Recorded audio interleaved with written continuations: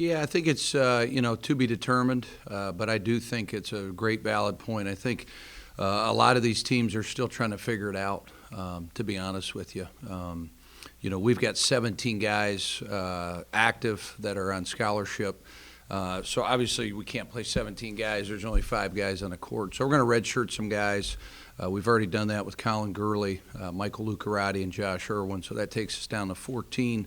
Probably redshirt another guy or two. So, but it's been good. The portal's been good to us. I think we did a really good job of addressing some of our needs.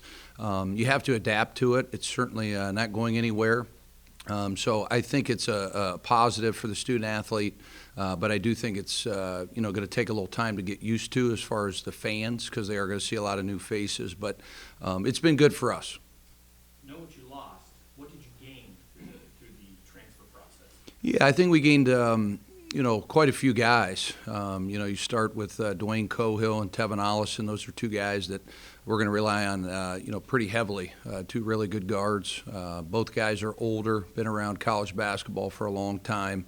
I think they're going to have a big impact on what we're doing. Some other guys, are still trying to figure it out. But another guy I think is going to see a great deal of time is Chris Shelton from the University of Hampton. He led the country last year in three-point shooting percentage. Can really shoot the basketball. So Owen Long's coming off a wrist injury. He'll probably be ready to go, but we're still waiting to see. He's been practicing, looks really good. So we added 4 through the portal, and then took some high school guys as well.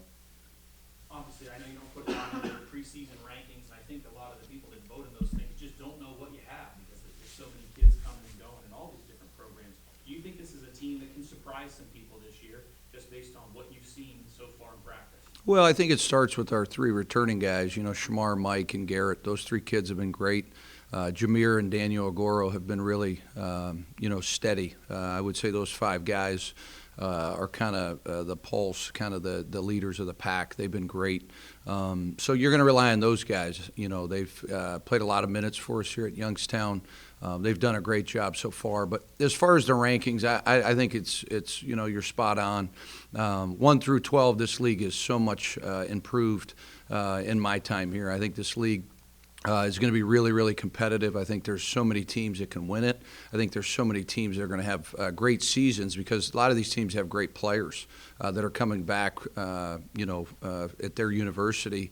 So it's going to be an interesting league this year. Of course, we're going to start 5 on the road, so that's going to be a difficult task. This is the 2nd year in a row.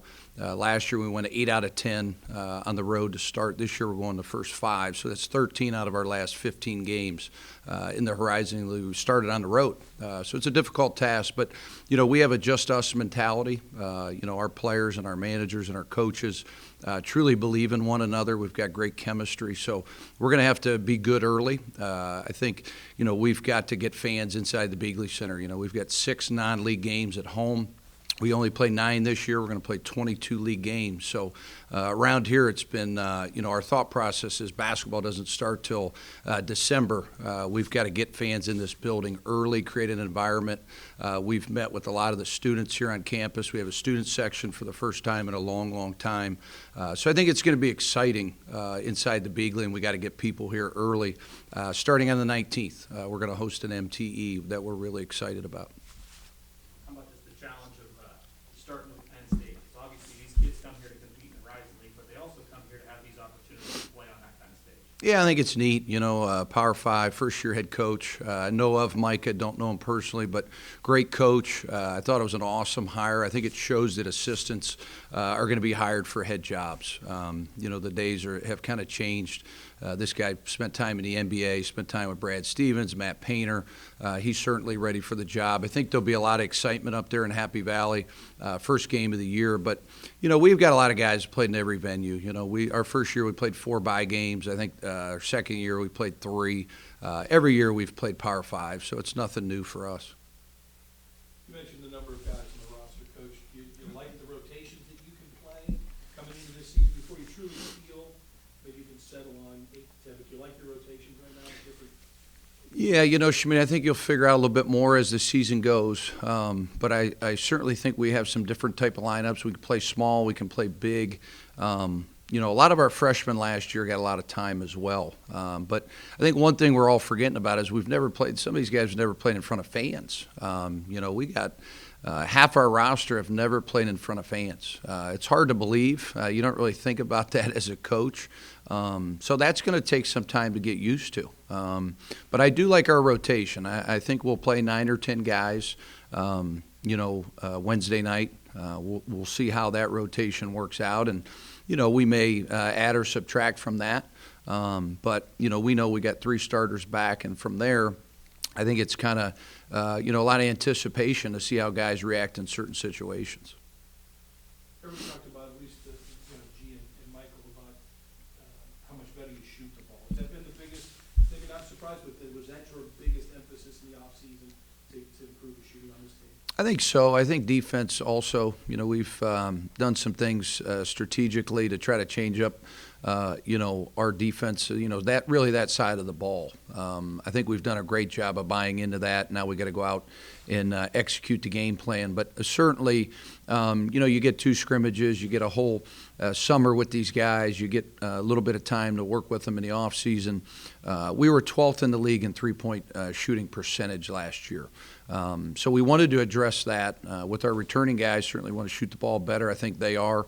And then obviously we did it in the portal, you know, based on what we needed and some of these high school guys we brought in. I think we can really extend and shoot the basketball. So over the summer, the team has a new assistant coach, Ben Asher. What have you seen from him so far that makes him a good addition to the coaching staff? You know, good question. Not a lot of people ask about the staff. You know, they're the unsung heroes. You know, I think we have a tremendous staff. We're very connected. We've got a lot of guys that are coming back. There's that camaraderie. But with Ben, you know, I've known him since our Final Four team at West Virginia. He started off as a student manager, then became a GA, then really grinded his way up and comes from, I think, one of the better programs in the Big Ten, one of the best stories in college basketball the last 2 years, as far as what they were able to do at Rutgers. I think he was trained very well by Coach Peichel and Coach Huggins, some of the other mentors that he's had. So I think he gives us a little bit different as far as recruiting, his network, you know, his Northeast ties. We're not very far from where he's from, New York, and he's done a tremendous job so far. Having out the conference team, do you think that could help better prepare you going into the Horizon League slate this year? Yeah, I think, you know, your non-league is really important. I think it's important that you test yourself. You got to play good people. That's why we signed up for a 3-year deal with Coach Huggins because, you know, I know his teams, after working with him, they're going to pressure you. They're going to put a lot of stress on you with the basketball, with their pressure. They're going to rebound the ball from a physicality standpoint. They're going to test you on every single play. So that was a good series. You know, Penn State is one that happened kind of late.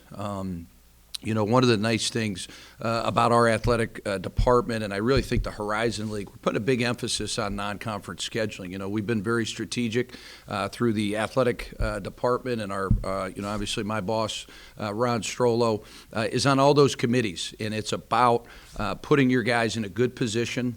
We want to make sure we're at 60% of home games every 2 years. There's some stipulations inside the league now to really beef up our non-conference resume and help our league. I think in the preseason right now in the net, we're up to 19. You know, a couple years ago we were in the mid-20s, late 20s.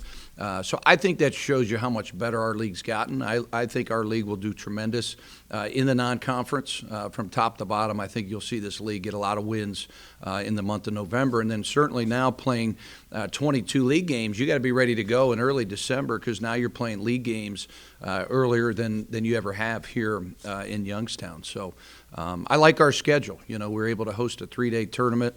We got to get fans in there. We got to get different activities. Chris Sumner, head of marketing, has done a phenomenal job. Rob Schmidt and Rick Love. Those guys have been on our team from day one, and we've really done a lot of different things to try to push our program out in this community. And I think this is the year that we can really do something different with having so many non-conference home games.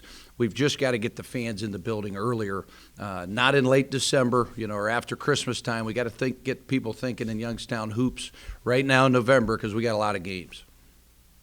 Looking at the